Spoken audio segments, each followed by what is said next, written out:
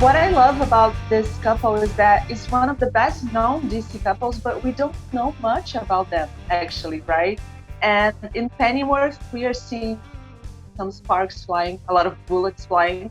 And I wanted you to say a little bit what you gathered about your characters in season 1 and what we can expect of them in season 2. I think what I gathered about Martha in season 1 is that she's someone with a very strong moral code, very strict sense of integrity, which I think can sort of make her a bit superior to others sometimes. I think that she's like found an outlet for that in the second series, which she's very deeply involved with the No Name League's efforts against the Raven Union. The League has like a stronghold of London, where the Raven Union has sort of taken over the rest of the UK, and Martha's very on the ground with the League fighting against them. And she's really found her purpose as this kind of guerrilla revolutionary in a way that she didn't expect, in a way that's very liberating to her. I think she's found a sort of clarity about who she is, maybe, that she didn't necessarily have in the first series. Yeah, and I think with Thomas, I think in the first series we kind of saw his journey from this kind of, he was quite naive and quite green, certainly to London and that environment, but also to being a spy and working for the CIA, and wasn't necessarily that competent at the job at first, I think. So he kind of muddled his way through some big mistakes and some interesting situations, but at every turn he found himself in quite morally compromising situations. I think he also has a really strong moral compass. However, I think he compromises on that a lot, and I think we see that happen even more in season 2. He's kind of backed into a position where he's made CIA station chief in London, which is a poison chalice, because he loves the title and the power, but also he basically has to carry out these decisions from the higher up, which align the CIA with the Raven Union, which is very complicated for him because he knows they're the bad guys, and that further complicates his and Martha's relationship, I think, because he knows that she's fighting for the good guys. So yeah, and he's always, what I gathered is he's always in a very dramatic situation. There are always high stakes. He's always, season 1 we saw him flapping and being out of control a lot. I think season 2 he tries to kind of put a lid on that and try and play a kind of cooler, more authoritative kind of vibe, but he usually gets thrown off course with that as well. So yeah. Which was that moment when you said, okay, now I feel like Martha Wayne, now I feel like Thomas Wayne?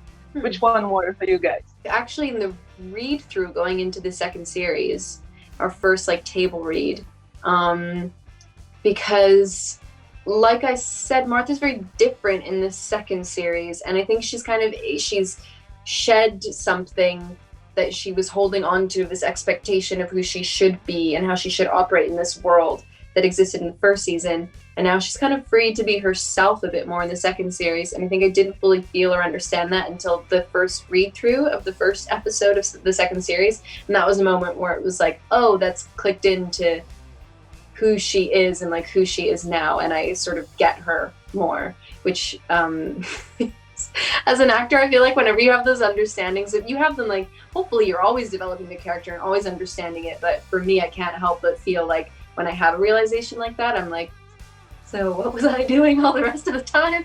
Yeah. Why couldn't I have figured this out earlier? I totally agree with you on that you have these moments where you're like, oh, that's who he is, and you're like, oops, was that not who he is? But I think, as human as they are, there's room for all of that flux within them. But I think for me, of last season episodes 5 and 6, where he starts to kind of play a real spy game, and he's in meetings with the CIA station chiefs, and he's out there kind of like in his coat and his hat taking these secret meetings. I certainly really enjoyed that element of him, and was like, oh yeah, I get it now. This is what the character's about, or becoming about. So yeah. Estamos começando do zero. Teremos escolhas difíceis pelo caminho. Sr. Wayne, Alfred, o que tem aprontado? Carros rápidos, mulheres fáceis. So one of the things that I love about the show is that we go into it thinking we know everything that is to know about those characters, right? And no, you don't know anything about them. There's so much more. Especially Jack, in the end of season 1, I think Alfred couldn't be farther away from what we think Alfred should be, right? What can you say about those expectations and where, we can expect the character to go? Well, I agree. I think, like you guys watching it one by one, we got the scripts one by one. So I remember reading it and thinking, being very surprised at what happened in season 1. Season 2 takes place a year on, and he's kind of come to terms with it all a little bit more, as much as you ever can do. But yeah, I mean, the fact that this guy becomes the sort of old butler, it still blows my mind. So we're kind of ignoring that. That's in the back of everyone's mind, and we're sort of pressing on with this, filling in the gaps, if you like. And what can you say to us that surprised you the most that we will see in Alfred's journey in season 2? I think I was surprised at the fact that he has to become kind of cold and a little bit selfish in parts, and he's sort of he has a one-track mind. He's stopped worrying about everybody else around him, apart from his mum, Bazza, and Dave Boy, really, who he considers his family.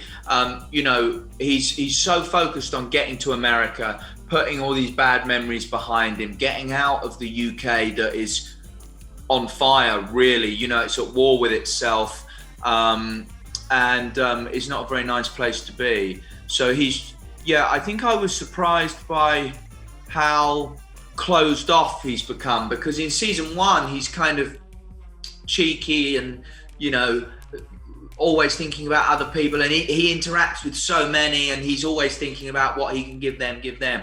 And this year he is much more closed off. You've still got those one-liners and all that kind of stuff that Bruno's so good at writing, but he is definitely more inward focused, I would say.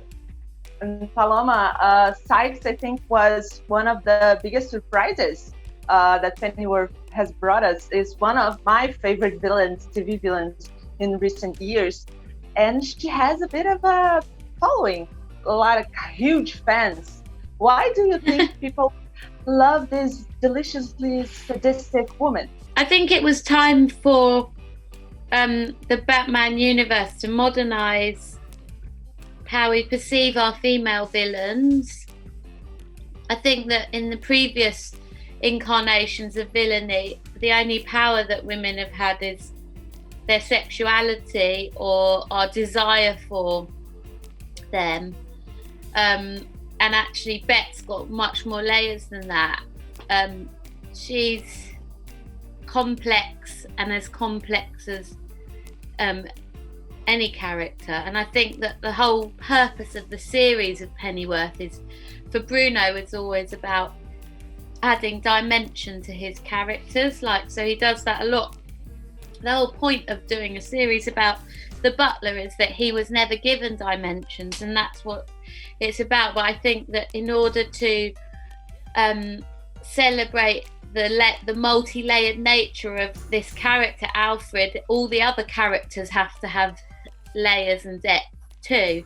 So Bet's exciting in that way. I feel like also, to be somebody it's a more realistic approach to villainy, in that the boundaries between hero and villain are very blurry, and that she is a disordered person. She's psychologically damaged, and she's living with various undiagnosed disorders, and demonstrating the symptoms of those disorders, and also communicating in ways that aren't maybe socially acceptable, but are universal, I think.